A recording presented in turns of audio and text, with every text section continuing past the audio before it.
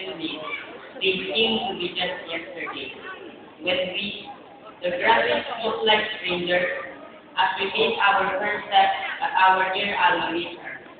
Looking back, we were like birds with broken wings, afraid to face the diamond of ignorance.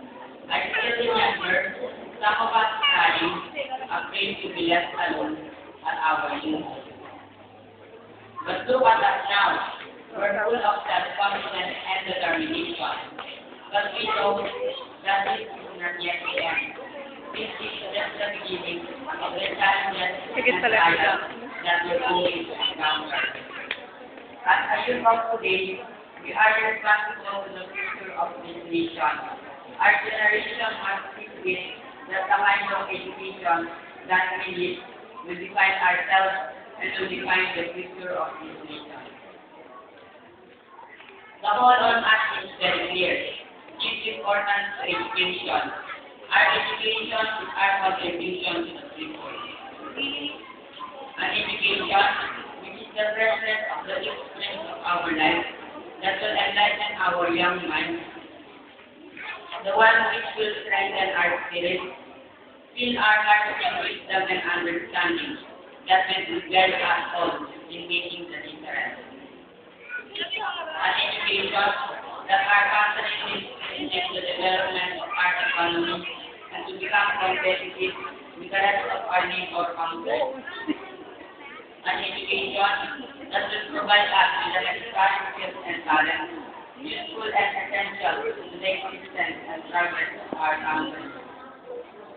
What matters is not the possession of our parents, but our willingness to realize our goals and make our wish a reality. Fellow graduates, we are all entitled to dream, but we have to secret that will simply be those dreams. We have to stay awake and work for those dreams to become a reality. Success is not only for the bright, it is for everybody, for as long as we are willing to sacrifice and give all what we have to attain our aspirations. Our aspirations, our dreams, and our goals are the things for us to keep our focus and concentration, which is the heart and soul of this nation. The future of this country lies in the youth of today and their education. And we are the ones who will define the future, and no one else will do so for us. We must pour and think high for the future. And don't forget that the goal is to high. We ignite it with determination and confidence, coupled with a lot of prayer. For good education would mean prosperity and progress to the rest of our generation, and a solid foundation for the republic that we can be proud of. With the effort that we will exert, with our patience, with our faith, both in ourselves and Almighty God, I assure you that we can make it happen and we can make the difference. But this would not be possible without the help of some person who have been a part of our dreams. My fellow graduates, let us extend our gratefulness and appreciation to our mentors, who are for us in unveiling knowledge and who make us what we are today. We thank God for giving us good mentors. To our dear parents, whom we offer this momentous event, you are our inspiration in every right we have.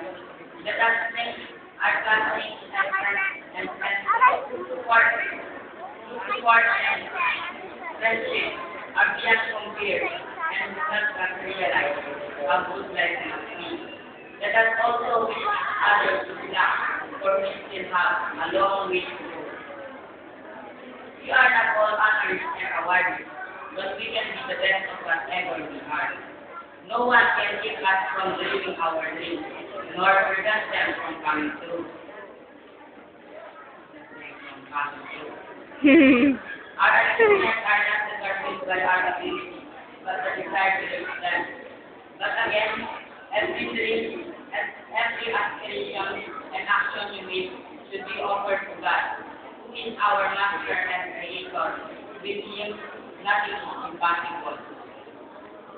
After this occasion, rising on, even though it's hard to say goodbye to the purpose who we share most of our life. We must fulfill our dreams to attain the promise of life and dignity. Let us keep the car burning. Let the flame inspire us as we embark on this journey, leading the way to a better life. As we trek towards the realization of our dreams, of a bright future, my education, my contribution to the future. Ladies and gentlemen, thank you. And once again, my fellow graduates, congratulations. Thank you.